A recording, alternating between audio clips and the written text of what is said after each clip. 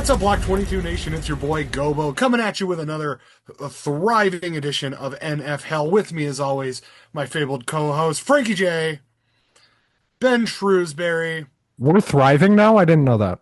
thriving Ben Thrivesbury, and our producer in chief, aka James Marves, aka the Seattle Strangler. We're here once again to talk about NFL football. So, week one proved to us that you can galvanize over 1 million fans by slapping Travis Kelce in the face. Ayahuasca is somewhat effective, and the Bears still terrible, regardless of opponent. So, for a further in depth review, Dames, give us some scores from last week for our friends who did not do their due diligence as football fans and watch the games last week. Sure thing. How did you guys do in your picks against us? I'm just going to go over how we did as a group. Gobo takes the day. God damn it. Hurts my soul to say that. Wait. No, I'm not waiting. 13-3 Nope. he was. 13, he's going to wear a crown, I'm sure. 13-3, I was 10-6. And the two gentlemen at the bottom of the screen were tied at 9-7. We all have winning records as of now. I don't think anyone has absolute bragging rights. So the fact that you're wearing a crown just looks dumb. I think there are several reasons for me to be wearing this crown this weekend. Fair enough. Thursday night with Dallas at Philly. We all picked Philly, and well, no surprise. Philly won 24-20. Got to talk about the spit, dude. Carter spits on Dak Prescott, and he gets fined.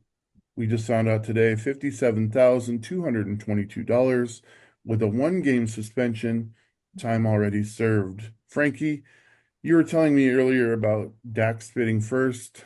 Like feels like the grassy knoll and the Seinfeld episode all jammed Yeah, into one. that is one magic ahead. loogie. Go ahead. What I saw when I watched the footage from the beginning to the end, I thought what I saw was Dak Prescott spitting on the ground in the direction of Jalen Carter, instigating, at which point Jalen walked up to him, said what he said, and then spit on his jersey. So 99.9% sure what I saw, and I think if you Google it and research it, you'll find that Dak Prescott not only spit once, but a few different times in Jalen's direction and started that whole thing. What Jalen Carter did was one of the most disgusting, most unsportsmanlike things we've seen in the NFL in a long time. This guy should have been suspended for 3 games. I don't care what Dak did. I don't. And a $50,000 fine is a joke. Like, this is a joke. Channeling his inner Romanowski. I mean, I don't know. It's a football. I mean, call me old school, but maybe we're being a little soft here. Like spitting, who cares? Like these guys are smashing their bodies into each other, tearing each other's ACLs. It's not about the fact that he spit. It's about the fact that they're trying to pose some sort of sportsmanlike respect here, and this spit in the face of that, quite literally, actually. 3 games. All right. I think the ejection is sufficient. Yeah. So now we have Kansas City at the Chargers. Took them to town, 21-27. Any comments on this game, gentlemen? Other than the fact that the Chargers won, I was half asleep at halftime. The broadcast of this game was horrendous, and the Chiefs suck. All right. I mean, the aftermath of the Kelsey slap is the most interesting thing about this game. I don't even know about that. Can you tell me? Yeah, his name was Tart. Tyre Tart, a defensive lineman for the Chargers, got tangled up with Travis Kelce. They were kind of jawing, pushing each other. Tart smacked him across the face, got a 15-yard penalty, did not get ejected, did not get suspended. They said because it was an open hand slap rather than a closed hand punch. All right, Tampa and Atlanta. 3 of us had Tampa. Tampa, in fact, pulls it off 23-20, but Michael Penix looked the part, dude. His kicker doomed him in that game. Any comments on that? I'll jump in. I don't understand how he's still the kicker. Every time I've seen him kick in the last few years, it doesn't seem like he's that great. He doesn't come through when they need him to. So they, in a way, deserve to lose that game. If they lay the game on his foot, then shame on them. This was a classic Falcons loss, in my opinion.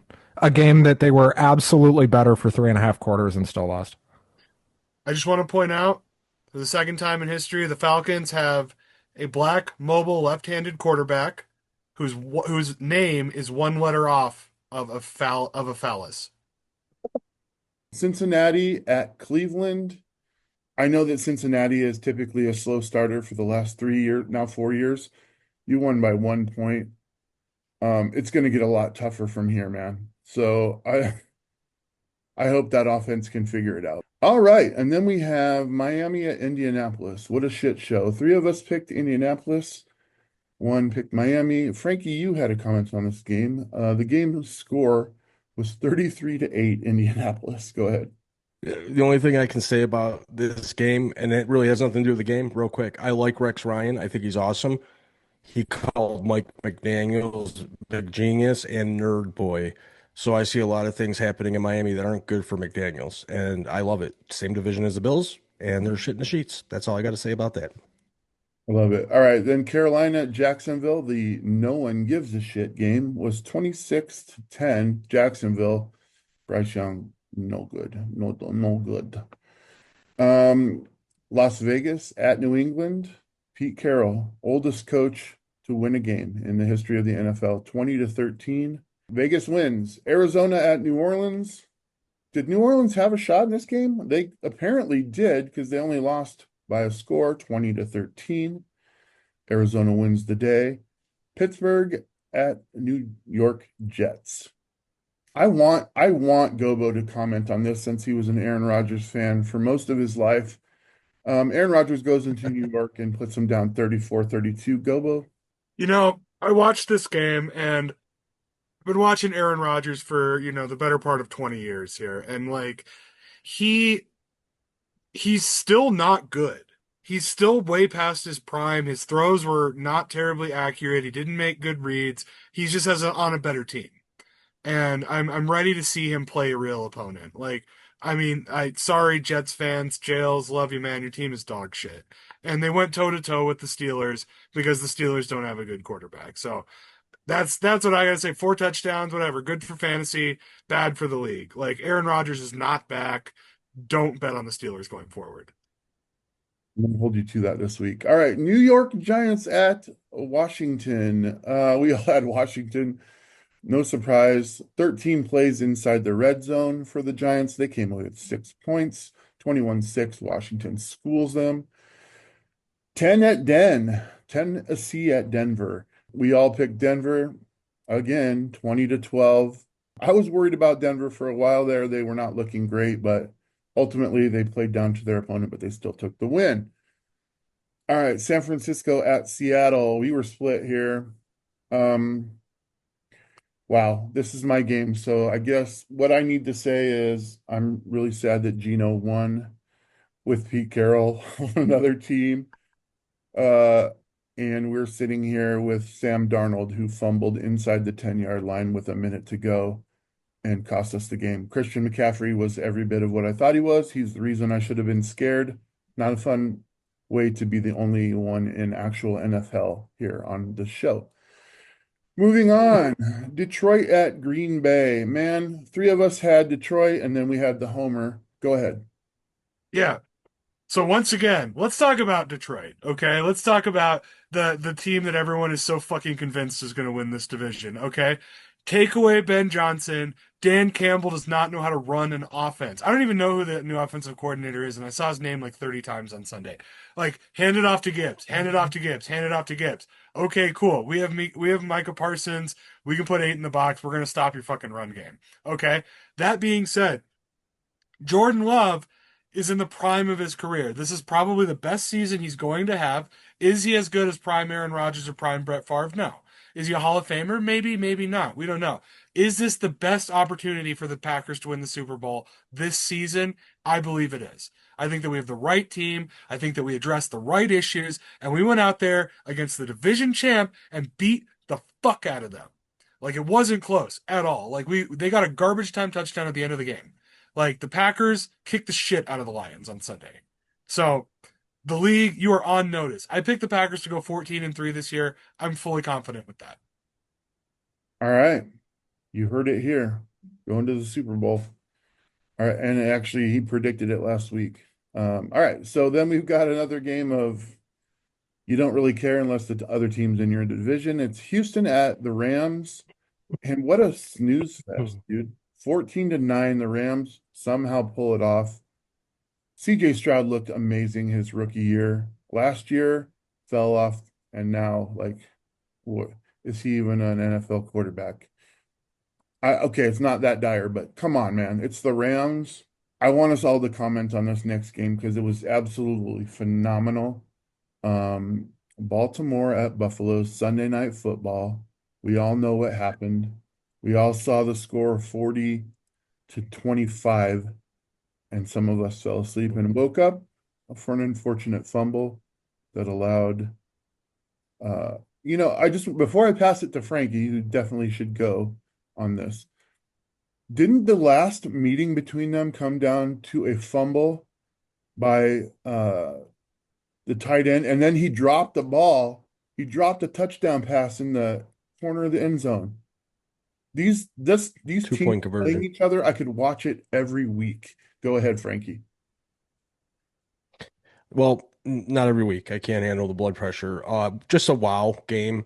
And like Josh Allen said, when people were leaving the stands, he goes, just keep the faith. And we ended up pulling that game off. There was a point where I thought it was over. In normal NFL, that would have been a game that would have been over. So for me, just wow.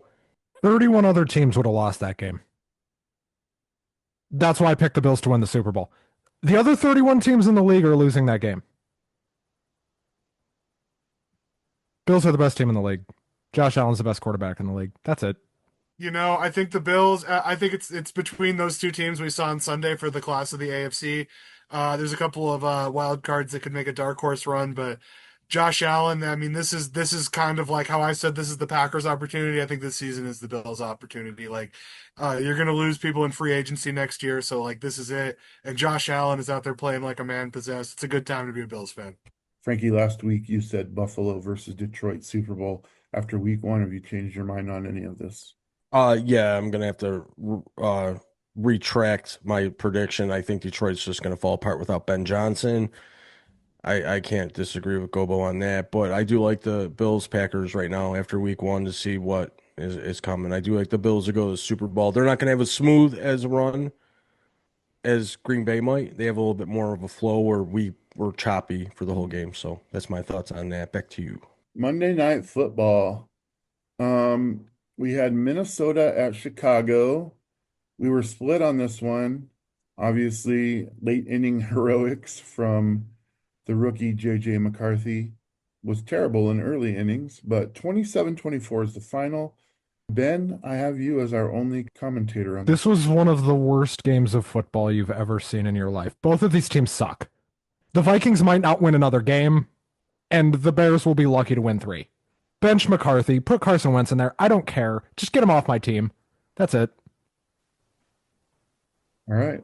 That wraps up the week. So what do you guys think? How'd you do?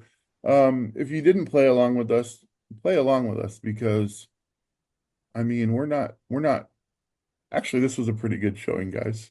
Like we all were over 500 here, so we got to beat Gobo though. We got to be better in this next week. We got to knock that stupid crown off its head. All right, great. Stay tuned for the picks for next week.